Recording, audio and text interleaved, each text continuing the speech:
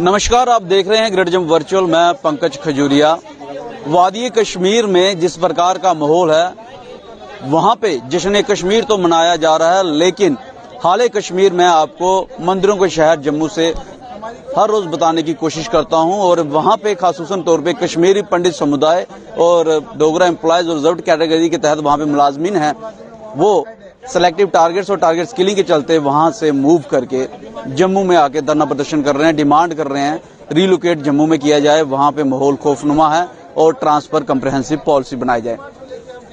आज 175 दिन होने वाले हैं। समय रिलीफ कमिश्नर ऑफिस जम्मू में हूं और यहाँ पे कश्मीरी पंडित समुदाय हर रोज की तरह आज भी धरना प्रदर्शन कर रहे हैं। और आज इनके समर्थन में Jammu Kashmir national United front के स्पोक्स पर्सन राकेश हंडू जी, जिन्होंने 1990 का भी दौर देखा जब वहां से मूव हुए, और हाल ही में 16 के करीब परिवार फिर माइग्रेशन करके जो है जम्मू आए हैं और उन्होंने माइग्रेशन के लिए अप्लाई किया है। आज उनके समर्थन में उतरे हैं। जानने की कोशिश करेंगे क्या कुछ कहते हैं और क्यों 170 दिन लग गए उनको यहां तक पहुंचने के लिए।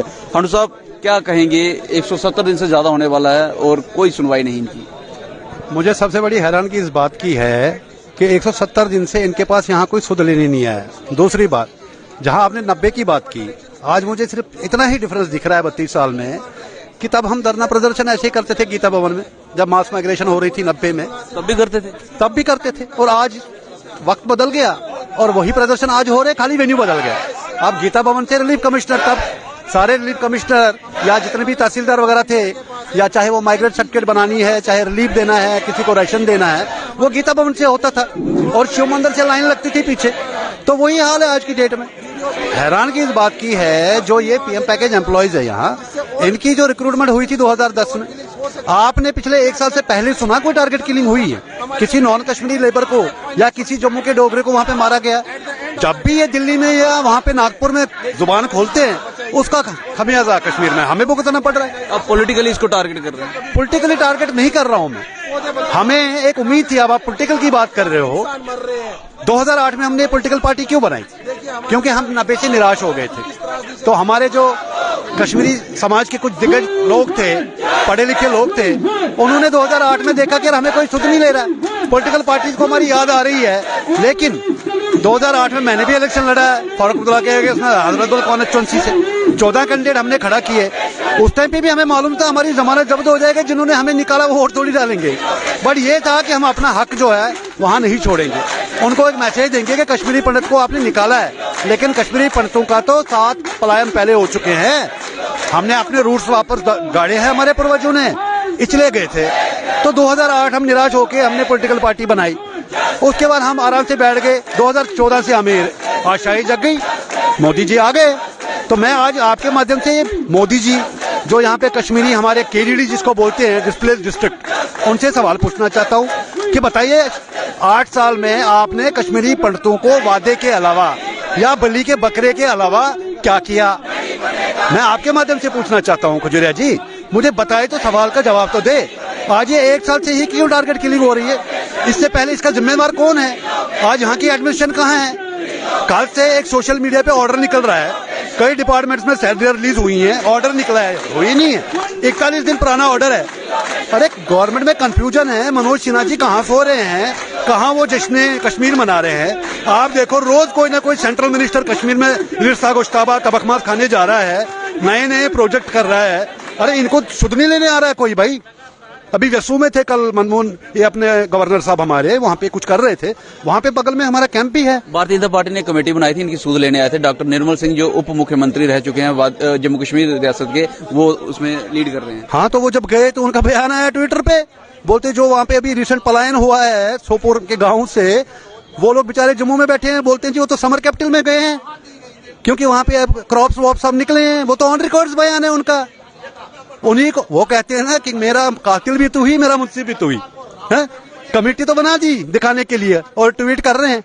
मैं आपको शेयर कर लेता हूँ, अभी वही लिख रहे हैं। बोलते जी जो अभी वहां से माइग्रेशन हुई है पूरन बट के मरने किलिंग के बाद, वो लोग तो जम्मू आए समर कैपिटल में। ये तो उनके उनके परिवार से बात हुई थी, वो कह रहे हैं हम माइग्रेट करके आ गए, दोबारा वापस नहीं जाएंगे और अपनी जमीन लगभग 200 कनाल के करीब जमीन है और 19 परिवार थे उस गांव में, वो छोड़ के आ चुके हैं। भाई साहब मैं वही बोल रहा हूँ, ये वो परिवार थे जो 32 साल से, मैंने 90 के हालात देखे हैं, मैंने एंटी मिलिटेंसी ऑपरेशन में जगमोहन के टाइम पे काम किया हुआ है, मैंने 2008 में इलेक्शन भी लड़ा है, मैं गाँव गली गली मोहल्ला मोहल्ला घुमा हूँ।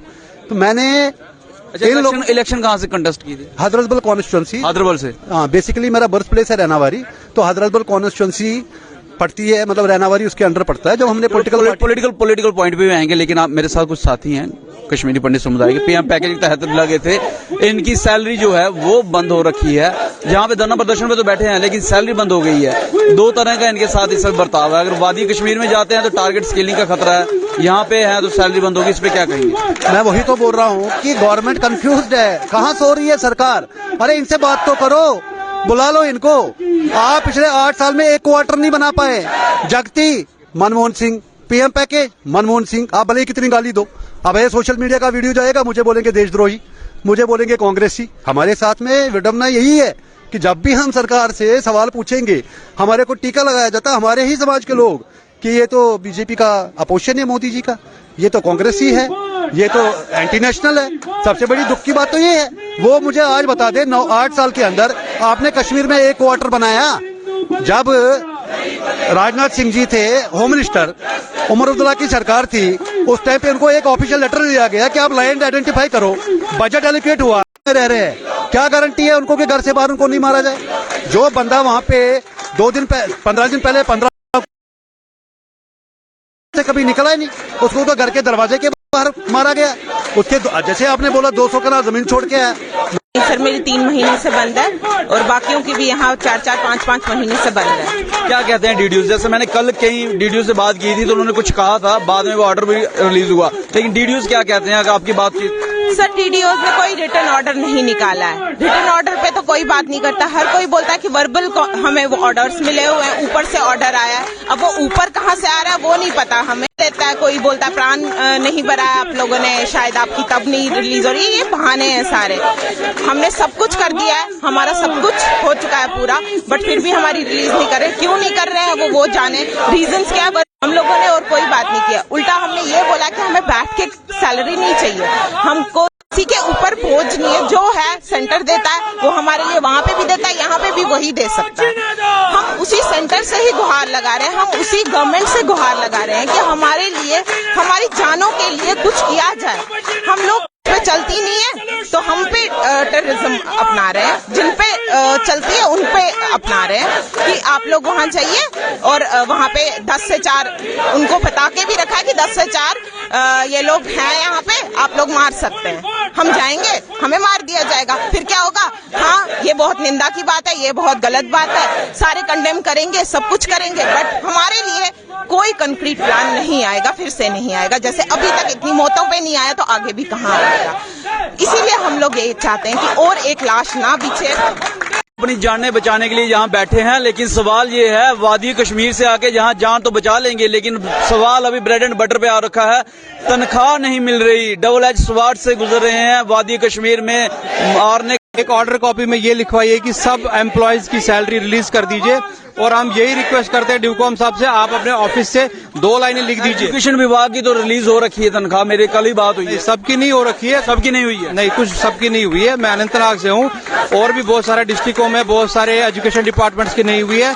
और डिवकॉम ऑफिस का यही कहना है, मेरी बात हुई थी, बाकी डीडीओज यही कह रहे हैं कि आप डिवकॉम ऑफिस से 2 लाइनें लिखवा के लाइए कि भाई सारे एम्प्लॉयज की सैलरी रिलीज कर रहे हैं, तभी हम आपकी सैलरी रिलीज करेंगे। डिवकॉम ऑफिस क्या कहता है? डिवकॉम ऑफिस कह रहे हैं हमने कमेटी बनाई है, हम बात कर रहे हैं, हमने मीटिंग भेजी है, फाइल भेजी है हमने। देखिए जी, कल वाली बात आज दोबारा आ गई है। कल एक लेटर आया था आरडीडी का, जिसमें 42 दिन लग चुके उस ऑर्डर को फॉरवर्ड करने में डायरेक्टर ने रिस्पेक्टिव डीडीओज को। आज फिर वही बात है। सवाल यह है कि सरकार की मंशा है इनको तनख्वाह दी जाए। Under secretary Jammu Kashmir UT ने एक ऑर्डर रिलीज किया था 29/9 को आरडीडी को कि इनकी तनख्वाह रिलीज की जाए, लेकिन सरकार के उस ऑर्डर को नजरअंदाज किया गया। अब बात आज मैं इनसे कर रहा हूं तो एजुकेशन विभाग की है, और एजुकेशन विभाग को ये कहा जा रहा था कल तक कि बड़े सारे कर्मचारी हैं, उनकी सैलरी रिलीज कर दी गई है, लेकिन अभी भी कुछ ऐसे विभाग हैं एजुकेशन के अंदर, कुछ ऐसे कर्मचारी हैं जिनकी सैलरी रिलीज नहीं की गई है। सवाल कल भी था, सवाल आज भी है, ये जानबूझ के कश्मीर एडमिनिस्ट्रेशन कर रहा है या सरकार नहीं चाहती? हालांकि सरकार का ऑर्डर हमने देखा, तो अगर जानबूझ के कश्मीर के एडमिनिस्ट्रेशन और बाबूगिरी वहां पे इस तरीके से चल रही है, ब्यूरोक्रेसी हावी है, तो क्या वो सरकार को नहीं मानती है या नहीं समझती है?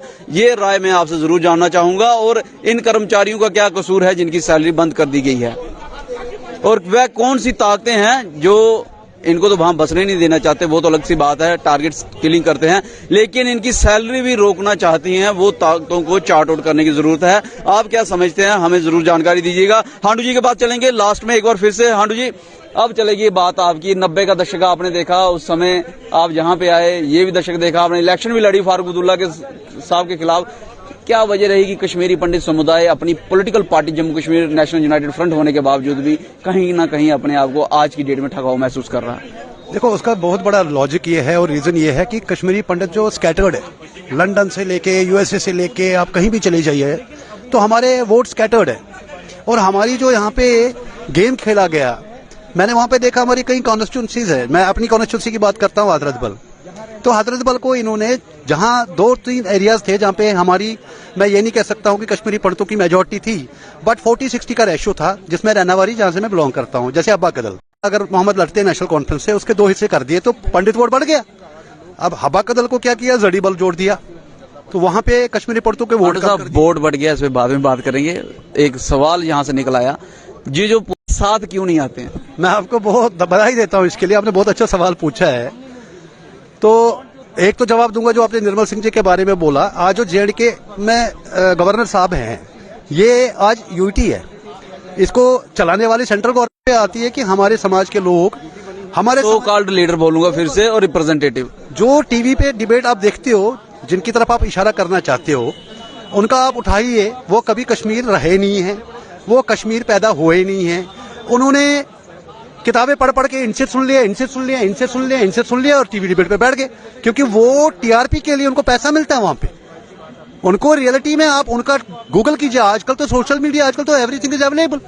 मैंने बोला, मैंने 2008 में इलेक्शन लड़ा, आप गूगल कीजिए, आपको पता चले बीजेपी से ज्यादा वोट मेरे को कश्मीर में आए। बीजेपी ने वहां पे लोकल मुसलमान को टिकट दिया। संजय सराफ जी की लोक जनशक्ति पार्टी से भी एक मुसलमान लड़ा था 2008 में, मैं उसके आगे निकल गया जब मैं जयपुर से यहाँ लड़ने आया था। तो ये बीजेपी का चेहरा है, जो ये अभी नाच नगमे और डांस कर रहे हैं श्रीनगर में। इन्होंने तो कांग्रेस को तो अल्टीमेटली 87 में फारूक अब्दुल्ला की सरकार गिरानी पड़ गई और राजीव फारूक अकॉर्ड हुआ, और ये बंदूक। सवाल मेरा फिर वही है, इस पे बाद में बात करेंगे कि कश्मीरी पंडित समुदाय के सो कॉल्ड लीडर, रिप्रेजेंटेटिव एक प्लेटफॉर्म में, श्रीनगर की बात करूं, लाल चौक में क्यों नहीं एक साथ इकट्ठा होकर कहते हैं कि अगर गलत हो रहा है, आप आज समर्थन में आए हैं, हमारे साथ गलत हो रहा है, या जम्मू में कहीं एक प्लेटफॉर्म पे कि हमारे साथ गलत हो रहा है, वो एक साथ इकट्ठा क्यों नहीं होते हैं? मैं ये जानना चाहता हूं, उनका कोई सेल्फ इंटरेस्ट है या कुछ अपना मोटिव हो सकता है? भाई साहब, मैं वही बोल रहा हूं, मुझे बोलना नहीं चाहिए। सेल्फ इंटरेस्ट नहीं होते तो आज वो यहाँ खड़े नहीं होते। हाँ, कुछ नेता थे, मैं सबको ब्लेम नहीं करता हूँ। ये जंतर मंतर आए थे, वहां पे मैं भी था, और कुछ हमारे वहां पे जो एसोसिएशन है वो भी सामने आए हैं। कुछ लोग यहाँ पे आते हैं शादी ब्याह अटेंड करने, तो यहाँ पे मंच को यूज करते हैं, जैसे वहाँ पे नहीं हुआ था शाहीन बाग में। आप बड़े अच्छे तरीके से इस बात को कटाक्ष के तौर पे कह रहे हैं, शादी ब्याह अटेंड करने आते हैं, यहाँ आते हैं, तो कहीं ना कहीं कमी लगती है आपको? कमी तो है, आज कैसे दूर होगी? कमी नहीं होती तो आज ये दुर्दशा होती है हमारी 32 साल के बाद। आप बताइए मुझे। हमारे प्रधानमंत्री जी उन्हीं पार्टियों को बुलाते हैं, रेड कारपेट वेलकम होता है। आप सरकार पे जा रहे हैं दोबारा। मैं लोकल लीडर की बात कर रहा हूँ, कश्मीरी पंडित की। सरकार की बाद में बात है, लोकल लीडर नहीं इकट्ठे हो रहे, लोकल रिप्रेजेंटेटिव नहीं इकट्ठे हो रहे, सरकार के बाद की बात है। वो तो मैं बता ही रहा हूँ आपको, वो तो दुर्भाग्य है ही है। आप अगर एक कम्युनिटी की बात कर रहे हो तो मैं इन जनरल आपसे उल्टा सवाल पूछता हूँ। जब कश्मीर फाइल्स आई थी, आपके कितने पिक्चर हॉल यहाँ पे बुक थे? आपको टिकट मिली थी? कितने लोगों ने स्पॉन्सर किया पकड़ पकड़ के बीजेपी वाले, चलो आओ कश्मीर फाइल्स देखो। आज कहां सो रहे हैं? 70 करोड़ हिंदुस्तानियों ने कश्मीर फाइल्स देखी। क्या आपके साथ ये त्रासदी हुई है? कहां मर गए वो 70 करोड़ लोग? यही गलतफहमी में जब हम कश्मीर से 90 में निकले थे, उस टाइम पे भी हमें बड़ा कॉन्फिडेंस था कि इस देश की जनता जगेगी हमारे सपोर्ट में।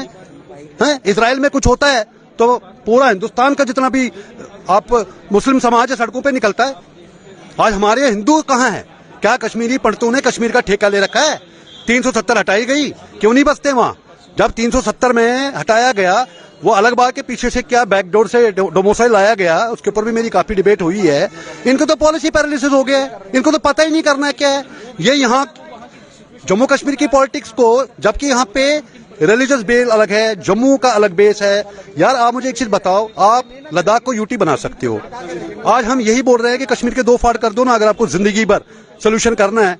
अगर आप पार्लियामेंट में धारा 370 की धज्जियां उड़ा सकते हो, करो ना कल डिक्लेयर। जम्मू को स्टेट दे दो, जम्मू वालों को अपना हक मिले, कश्मीरी पंडितों को एक एरिया दे दो, वहां हम अपनी सुरक्षा खुद करेंगे। मुझे नहीं चाहिए बीएसएफ वाला, मुझे नहीं चाहिए सीआरपी वाला।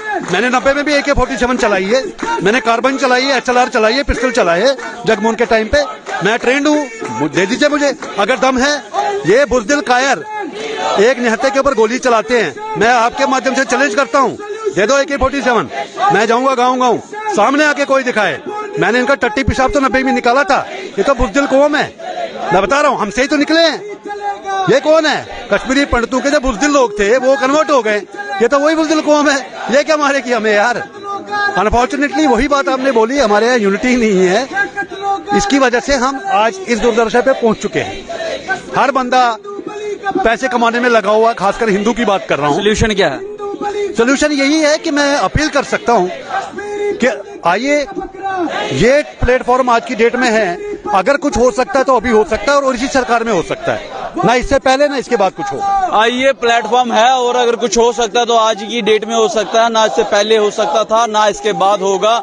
Jammu Kashmir national United front के स्पोक्स पर्सन हांडू साहब आज हमारे साथ है, जिन्होंने हजरतबल से इलेक्शन लड़ी है डॉक्टर फारूक अब्दुल्ला के खिलाफ, और साफ तौर पे कहा है कि जो कुछ हो रहा है बहुत गलत हो रहा है और इसको एक साथ मिलके ठीक किया जा सकता है। बहरहाल कब ठीक होगा, कैसे ठीक होगा, ये आने वाला वक्त रहेगा। आपकी क्या वैल्यूएबल राय हमें कमेंट सेक्शन में कमेंट करके जरूर बताइएगा। वीडियो को लाइक और शेयर करना ना भूलिएगा। अगली अपडेट के लिए जुड़े रहेंगे के साथ, कैमन काका के साथ मैं पंकज खजूरिया। जय हिंद।